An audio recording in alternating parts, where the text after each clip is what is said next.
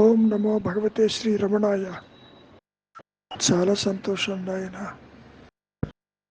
మహర్షుల వారిని దర్శించటానికి దేశ విదేశీయులు ఎందరో వస్తూ పోతూ ఉంటారు. వారికి కలిగినటువంటి అనుమానాలని, భౌతిక విషయాలని, ఊహాజనితమైన దాన్ని ఎన్నో అడుగుతూ ఉంటారు.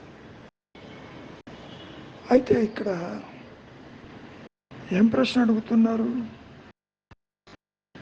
దేహాత్మబుద్ధి కలిగినటువంటి జీవాత్మకి పునర్జన్మ అనేది వర్తిస్తుందా? ఇక్కడ ఎందుకు వచ్చింది ఈ ప్రశ్న? దేహం పుట్టుక అనుకుంటున్నావు, దేహం నాది అంటున్నావు. అంటే నిద్రపోతున్నప్పుడు సుషుప్తావస్థలో ఈ మాట ఎందుకు అనవు? అక్కడ నీవు నీ సహజ స్థితిలో ఉన్నావు కాబట్టి. మెళుకు రాగానే దేహంతో చూసి ఇది నాది అంటూ, దేహ ధర్మాలు నీ ధర్మాలు అంటూ ఒక వ్యక్తిగా, ఒక కర్తగా ఉంటున్నావా లేదా?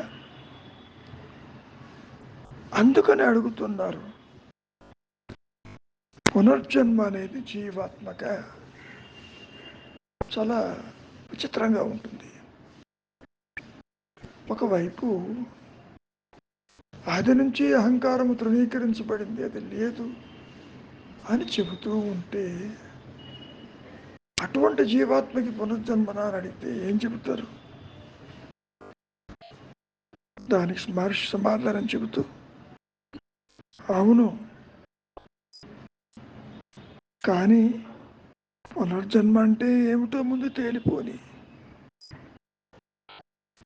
నువ్వు అనుకునే జీవాత్మ ఎప్పటిలాగే అది ఉంటుంది, దానిలో ఏ మార్పు ఉండదు. ఒక రకంగా చెప్పుకోవాలి అంటే అది శాశ్వతమైంది. క్రొత్త తనువులు దానిని ఆవహిస్తాయి. అంతవరకు దేనికి? ఈ ఒక్క రోజులోనే, అంటే 24 అవర్స్లోనే 3 దేహాలు మారుస్తున్నాడా లేదా? స్థూల స్పక్ష కారణ దేహాలు. స్థూల దేహంతో స్థూల జగత్తు చూస్తున్నాడు, సూక్ష్మదేహమైన మనస్సుతో స్వప్నలోకాలు దర్శిస్తున్నాడు. సరే, కాసేపు నిద్రపోతున్నాడు కారణదేహంతో. ఇన్ని చేస్తున్న జీవాత్మకి ఏ మార్పు లేదు కదా. కాబట్టి ఒక్క విషయాన్ని నువ్వు బాగా గుర్తుపెట్టుకో, జీవాత్మ అనేది కాన్స్టెంట్గా ఉంటుంది, దేహాలు మారుతూ పోతూ ఉంటాయి. ఇక్కడ ఏం జరుగుతుంది? ఒక శరీరాన్ని విడిచి వేరొక దానిని అది వెతుక్కోదు. బాగా గుర్తుపెట్టుకోండి. నీ స్థూల దేహం గతే చూడు,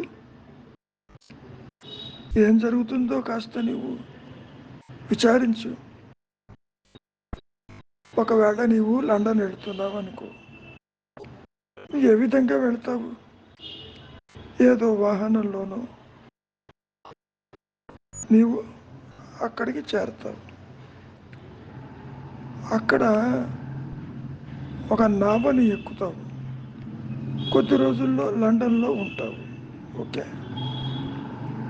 ఇంతకీ జరిగింది ఏమిటి? ఈ వాహనాలు కదిలిపోతూ ఉంటాయి, నీ దేహం మాత్రం కాదు కదా.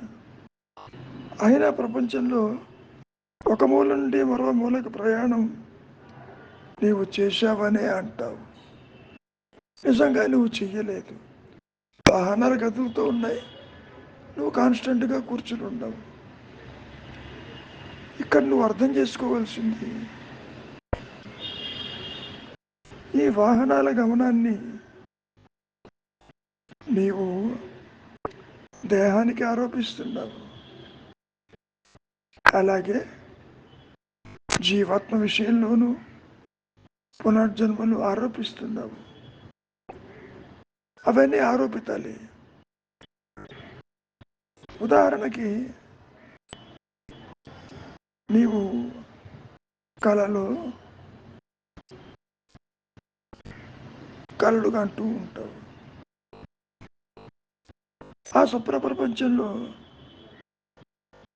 మరి నీవు వెళుతున్నావా, చూస్తున్నావా, వివిధ ప్రాంతాలు చూస్తావు, వివిధ మనుషులతో మాట్లాడతావు, అప్పుడప్పుడు చనిపోయిన వారితో కూడా మాట్లాడతావు. ఆ విషయం అక్కడ నీకు తెలియదు. స్వప్న ప్రపంచంలోకి నీవు పెడుతున్నావా లేదా? అది నీలో చరిస్తున్నదే. ఈ రెండవదే నిజం. నీవెక్కడికి పోవు, నీలోనే అది కనపడుతుంది. పునర్జన్మలు కూడా అలాగే ఉంటాయి. అంతకాలము జీవాత్మ నిర్వికారంగానే ఉన్నది, అందులో సందేహం లేదు. ఏ విధంగా అయితే నిద్రలో కాలదేశాలు లేవు కదా. కాసేపు నిద్రపోతే నీ దేహం ఎట్టిపోయిందో తెలియదు, నీ దేహం ఎక్కడుందో తెలియదు, ఏ ప్రదేశంలో ఉందో తెలియదు, అసలు సృష్టి ఉందో లేదో కూడా తెలియదు. ఈ భావనలు అహంభావన రేపినవే కదా. అంతకుముందు అవి లేవు కదా. మరి అందుచేత నీవు కాలదేశాలను కట్టుబడి ఉండవు. నీవు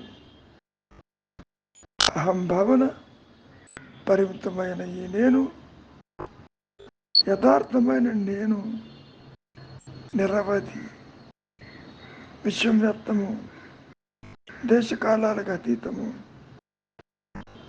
ఇవన్నీ కూడా సుషుప్తిలో లేవు కదా. మరి ఎప్పుడు కనపడుతున్నాయి నీకు? నిద్ర నుంచి లేచి ఇదిగో ఈ విషయ ప్రపంచాన్ని చూడక ముందు ఆ వ్యవధిలో ఉన్నది ఏమనుకుంటున్నావు?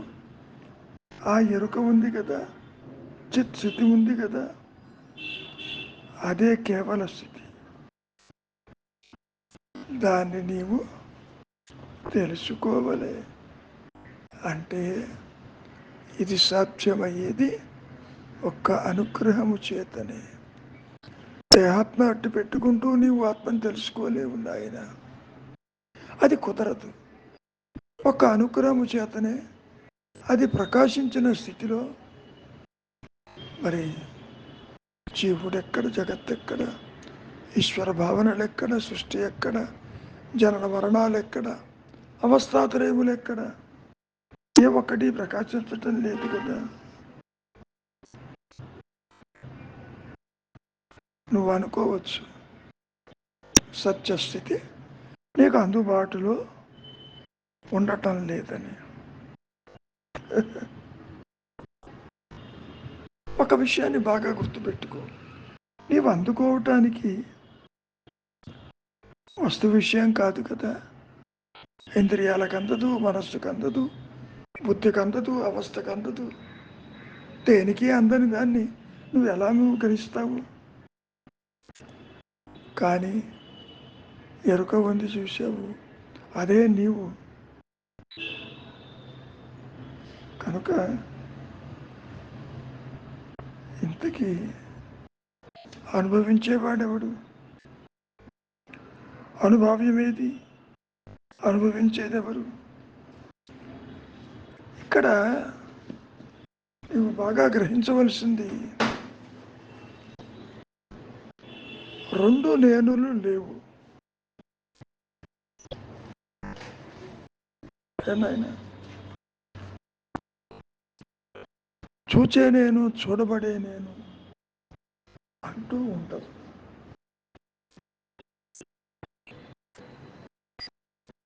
అహంకారం నేను, ఆత్మ నేనంటూ ఉండదు. ఉన్న అహంస్మరణ ఒకటే నేను. అది తురియంలో ఉంటుంది. దాని మీద దాని ఎదుట ఈ జాగ్రత్త స్వప్న సుషుప్తలు జారిపోతూ ఉంటాయి. ఆత్మ లేకుండా ఈ జగత్తు ఉండదు, జీవుడు ఉండడు. కానీ జీవభావన లేకపోయినా, అన్యత్వము తల ఎత్తకపోయినా, సృష్టిని నువ్వు చూడకపోయినా ఆత్మకి వచ్చిన ఇబ్బంది ఏదీ లేదు. ఇది బాగా గుర్తుపెట్టుకో. ముఖ్యంగా ఎన్నటికీ ఎప్పటికీ దేహాత్మ బుద్ధితో నీవు నీ సహజత్వాన్ని, అహంస్ఫురణాన్ని తెలుసుకోలేవు. కారణం బుద్ధికి అందదు, అవస్థలకు అందదు, ఇంద్రియాలకు అందదు, వాక్కులకు అందదు, ఏ కర్మలకి అందదు. మరి ఎలా తెలుసుకుంటావు? ఒకవైపేమో తత్వమసి వాక్యం చెబుతున్నారు, నీవే అది, నీవే అది అని.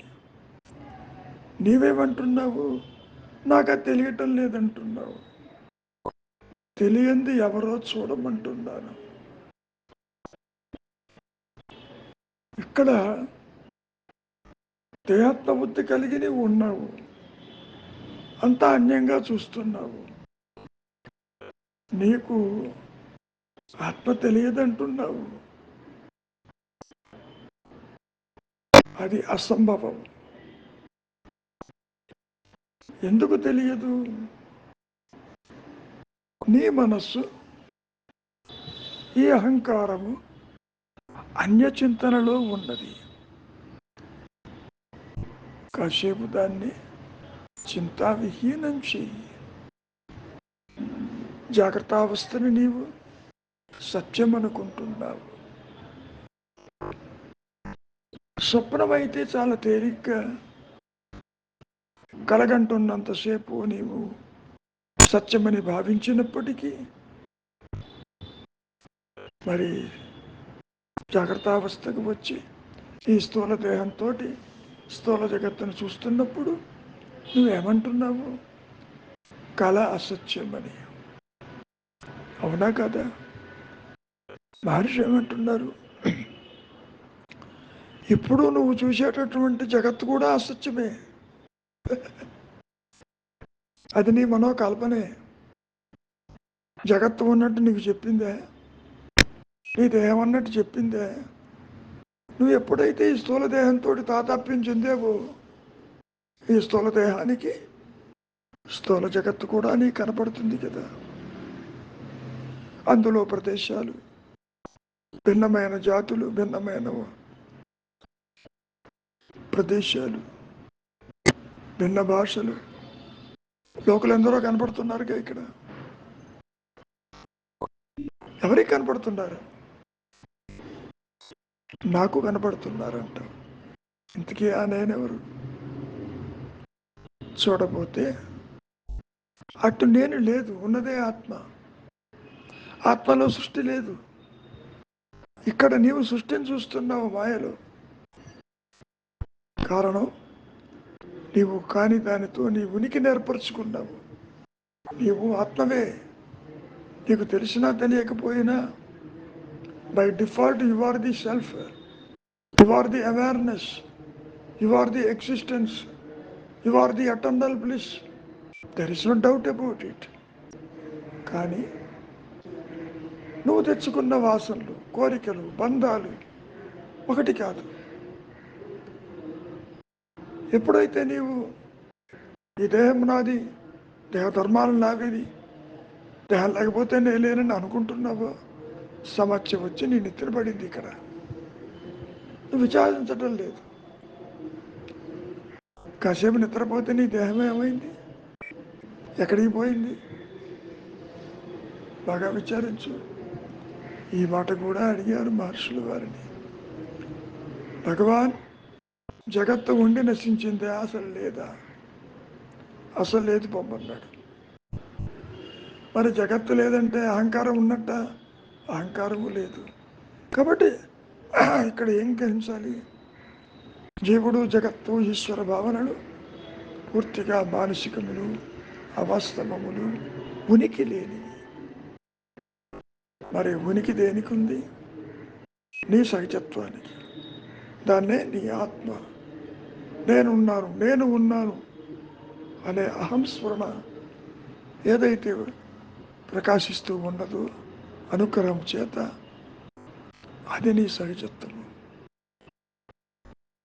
మరి ఆ విషయం, నా స్వరూపం తెలిస్తే ఇక నాకు జనన మరణాలు ఉండవా అంటే ఉండవన్నారు. ఎందుకని? స్వరూప జ్ఞానంతో జీవుడు, జగత్తు, ఈశ్వరుడు, జనన మరణాలు, అవస్థలు, పుట్టుక, మరణము, ఇతరులు, కష్టాలు, సుఖాలు ఇవన్నీ ఎగిరిపోయినాయిగా. కారణం ఉనికి లేని మనస్సు కల్పించినటువంటి కొన్ని విశేషాలు మాత్రమే అవి. ఆత్మ దేనితోనూ కలవదు. ఇప్పుడు బహిర్గతమైనటువంటి అహంకారం కూడా కలవదు, నాది అంటుంది. ఒకవేళ నిజంగానే దేహంతో కలిసింది అనుకుందాం, దాన్ని విడదీసి నువ్వు నిద్రకట్లా పోతావు. చాలా తేలిగ్గా ఆ మంచం మీదనో, ఆ అరుగు మీదనో దేహాన్ని వదిలేసిపోతున్నావుగా. అంటే అర్థమేంటి? వ్యక్తిత్వాన్ని, పరిమితత్వాన్ని చాలా తేలిగ్గా విడనడుతున్నావు. నీవుగానే ఉన్నావు. ఇప్పుడు కూడా నీవు అదేను, కొత్తగా ఏది రాదు. సమస్య ఎక్కడొస్తుంది? అహంకారాన్ని అంటిపెట్టుకుంటూ నీవు ఆత్మను దర్శించాలంటే కుదరదు. ఆత్మస్థితిలో, తురీయ స్థితిలో, నీ సహజ స్థితిలో మరి జీవుడు లేడా? జగత్తు లేదా? సృష్టి లేదా?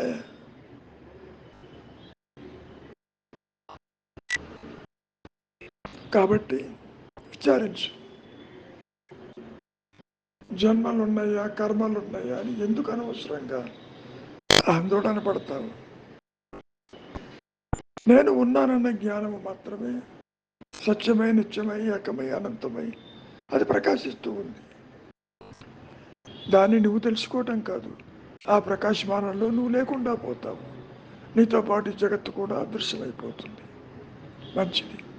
మౌనమే నీ సహజత్వము.